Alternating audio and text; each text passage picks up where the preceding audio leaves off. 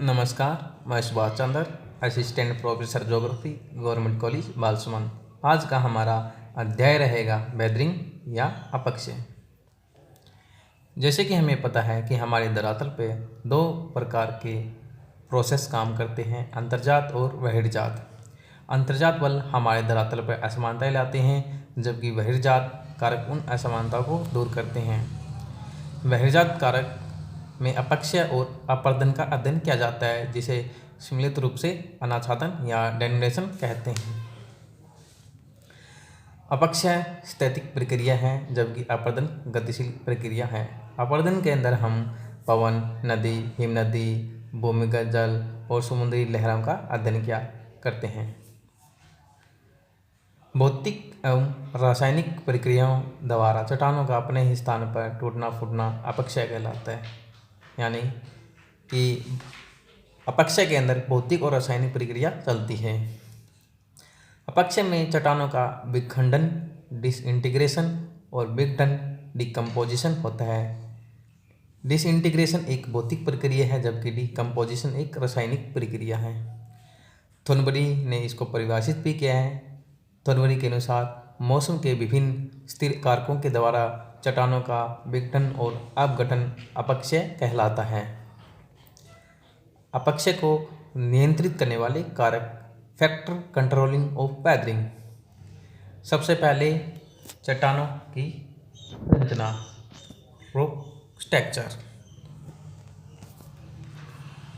चट्टान संरचना के अंतर्गत चट्टानों की सभी भौतिक एवं रासायनिक विशेषताओं को सम्मिलित किया जाता है, जैसे चट्टानों की खनिज की रचना, कठोरता, जॉइंट्स, भ्रंश, दरारें, पारगम्य एवं स्थिति। स्थिति के अंदर लंबवत और क्षैतिज स्थिति को देखा जाता है। चट्टानों के खनिज यह निर्धारित करते हैं कि वे भौतिक अपक्षय से अधिक प्रभावित होंगे अथवा रासायनिक अपक्षय से। दूसरे नंबर पर जलवायु का प्रभाव, क्लाइमेट फैक्टर। जलवायु अपक्षय को बड़े पैमाने पर प्रभावित करती है। विभिन्न जलवायु प्रदेशों में अपक्षय के प्रकार तथा दर में अंतर मिलता है। आर्द्रता एवं तापमान दो प्रमुख कारक हैं जो अपक्षय की दर एवं प्रकार को नियंत्रित करते हैं। अलग अलग क्लाइमेट जोन के अंदर अलग अलग प्रकार का अपक्षय मिलते हैं, जिनका अध्ययन हम इस प्रकार से कर सकते हैं। उष्णकटिबंधीय आर्द्र जलवायु प्रदेश में ऊंचा तापमान और अधिक वर्षा होने के कारण रासायनिक अपक्षय अधिक मिलता है। तो आओ अब हम जान लेते हैं कि अलग अलग क्षेत्रों में किस प्रकार का अपक्षय मिलता है।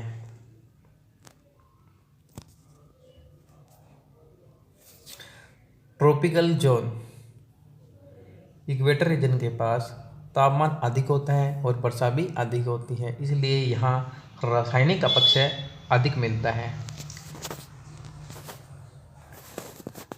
सेकंड टेम्परेचर जोन, 30 डिग्री से लेकर 60 डिग्री के बीच में टेम्परेट जोन। यहाँ अपक्षय के सभी प्रकार मिलते हैं, भौतिक अपक्षय, रासायनिक अपक्षय, जैविक अपक्षय, लेकिन सबसे ज़्यादा सक्रिय रासायनिक अपक्षय मिलता है।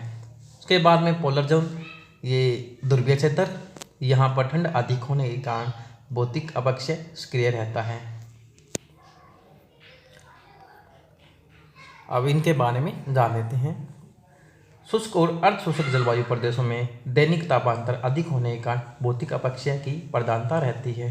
यानी कि जो मरुस्थल क्षेत्र रहते हैं वह तापांतर अधिक होने के कारण भौतिक अपक्षय अधिक प्रभावशाली रहता है।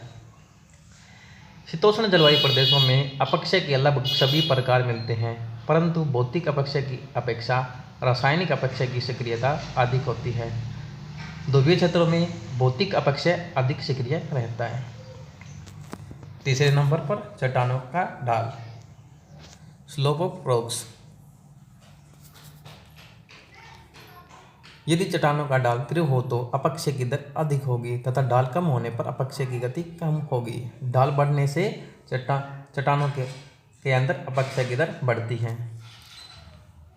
फोर्थ नंबर पे प्राकृतिक वनस्पति, नेचुरल वेजिटेशन।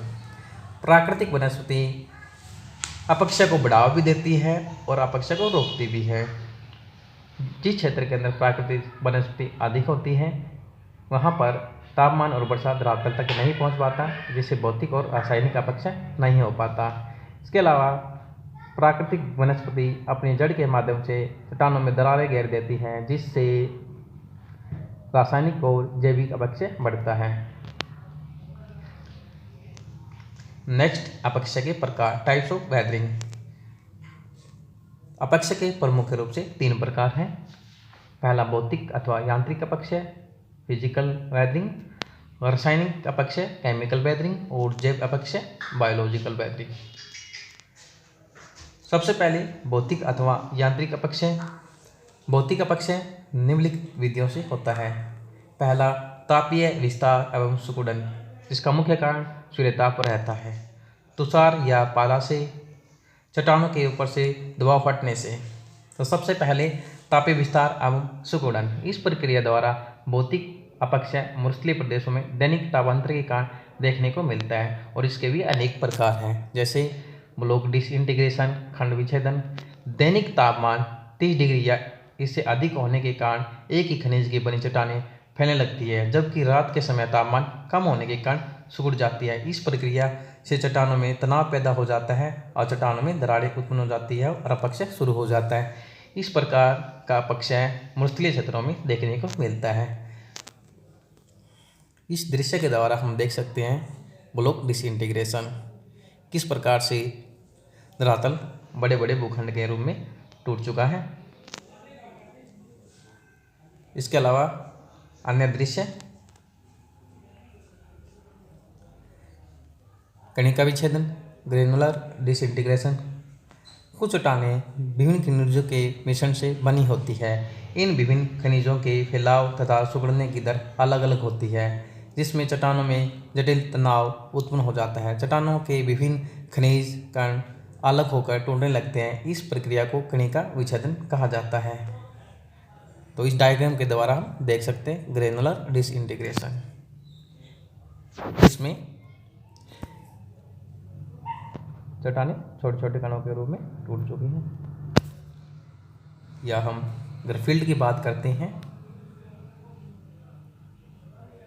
तो यहाँ पर भी हम बता सकते हैं कि क्षेत्र के अंदर चट्टानें छोटे छोटे टुकड़ों में टूटी हुई है। नेक्स्ट,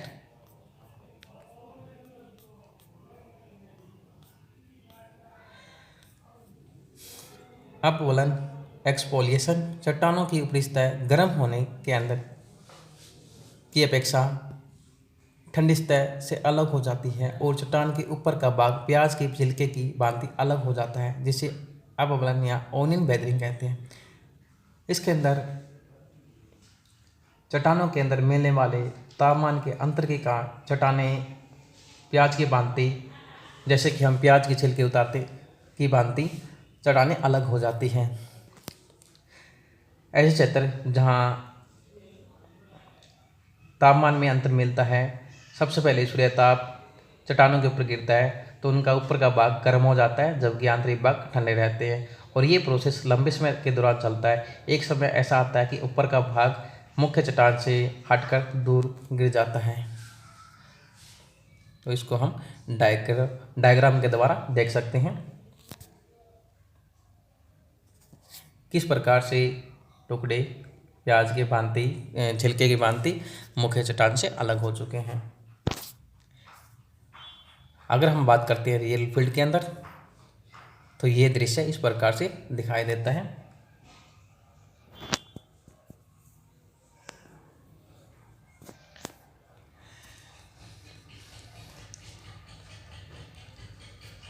नेक्स्ट, तुषार या पाला से अपक्षय। इस प्रक्रिया में बड़े बड़े खंडों में टूटती है। ठंडे प्रदेशों में दिन के समय चट्टानें वर्षा के जल को अवशोषित कर लेती है तथा रात के समय तापमान कम होने के कारण वर्षा का जल चट्टानों में बर्फ का रूप धारण कर लेता है। इस प्रक्रिया से चट्टानों का आयतन 10% बढ़ जाता है। इससे चट्टानों में प्रसार व बल बढ़ता है और चट्टानें बड़े बड़े खंडों के रूप में टूटने लगती है। इस दृश्य में हम देख सकते हैं कि किस प्रकार से वर्षा का जल चट्टानों में चला जाता है और बर्फ का रूप धारण कर लेता है।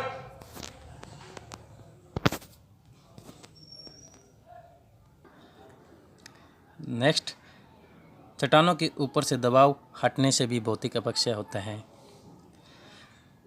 सेकंड, रासायनिक अपक्षय, केमिकल वेदरिंग।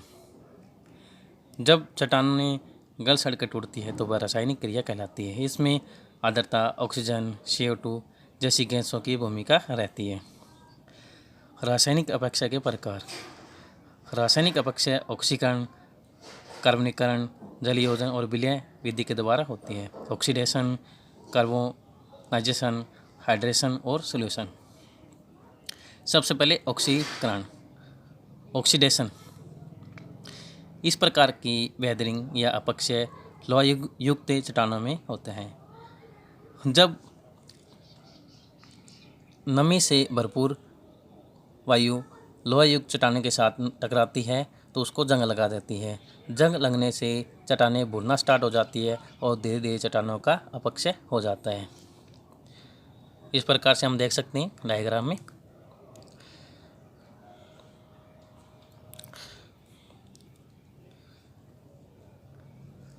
कार्बनीकरण, कार्बोनेशन। जब CO2 वर्षा के जल से मिलते हैं तो चूना युक्त चट्टानों में तेजी से घुला देती है। यह क्रिया कार्बनीकरण कहलाती है। यानी कि इस प्रकार की जो प्रोसेस होता है वो चूना पत्थर प्रदेशों में होता है और यहाँ वर्षा जल के साथ CO2 मिलकर चूना पत्थर को गला देती है और आसानी से ऐसे रॉक्स का अपक्षय हो जाता है। तो डायग्राम के द्वारा हम देख सकते हैं चूना प्रदेशों के अंदर किस प्रकार से वर्षा के जल के साथ CO2 मिलकर कार्बनीकरण को जन्म देते हैं। नेक्स्ट, जलयोजन, हाइड्रेशन।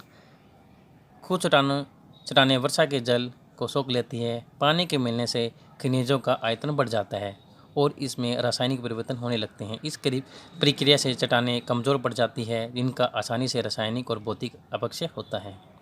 विलयन, सिलिकॉन, सेंधा नमक, जिप्सम वर्षा के जल से बड़ी आसानी से घुल जाते हैं जिससे विलयन अपक्षय आसानी से हो जाता है। नेक्स्ट, जैविक अपक्षय या बायोलॉजिकल वेदरिंग। बायोलॉजिकल वेदरिंग या जैविक अपक्षय के प्रमुख कारक जीव जंतु, मनुष्य एवं वनस्पति है और हम विभिन्न डायग्राम के माध्यम से जैविक अपक्षय को समझ सकते हैं। बायोलॉजिकल वेदरिंग, वनस्पति, इसके अंदर बड़े बड़े जो पत्थर होते हैं, अगर उनके अंदर कोई पेड़ पौधा जन्म ले लेता है तो अपनी जड़ों के माध्यम से इन रॉक्स के अंदर दरार डालकर जैविक और रासायनिक अपक्षय को बढ़ावा देता है। नेक्स्ट, इसी प्रकार से जीव जंतु भी चट्टानों के अंदर बिल खोद कर रहते हैं और उनको ढीला कर देते हैं जिनसे उनका अपरदन या अपक्षय आसानी से हो जाता है। मनुष्य भी अपने आर्थिक लाभ के लिए विभिन्न प्रकार के कार्य करता है, जैसे सड़कों का निर्माण, रेल लाइनों का निर्माण और मकानों का निर्माण, जिससे भी अपक्षय होता है। अपक्षय का महत्व। अपक्षय का अपना महत्व भी होता है क्योंकि अपक्षय बहिर्जात कारक है जिससे धरातल में संतुलन आता है, मिट्टी का निर्माण होता है। कुछ खनिज धरातल के नीचे दबे होते हैं, अगर ऊपर की धरातल का अपक्षय हो जाता है तो खनिज ऊपर आ जाते हैं जिससे हमारा आर्थिक महत्व बढ़ता है। धन्यवाद। जय हिंद।